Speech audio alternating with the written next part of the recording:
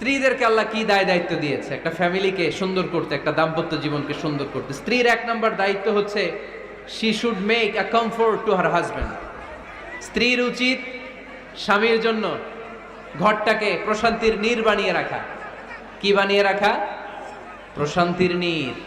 স্ত্রী হওয়া উচিত এমন যাকে দেখলে স্বামীর চোখ জুড়ায়, স্বামীর প্রাণ জুড়িয়ে যায়, স্বামীর হৃদয়টা ঠান্ডা হয়ে যায়, ঠিক কিনা?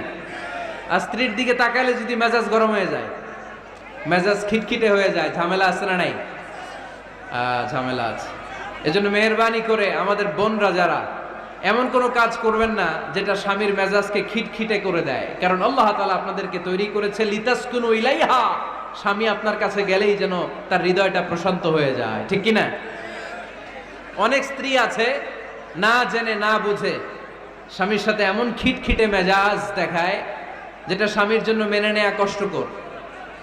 স্বামীর জন্য একটা ত্রাস হয়ে দাঁড়ায় স্ত্রী, ত্রাস। অনেক স্বামী আছে স্ত্রীর এরকম আচরণের কারণে, অতিরিক্ত প্রেসার ক্রিয়েট করার কারণে স্ত্রীদেরকে ভয় পায়।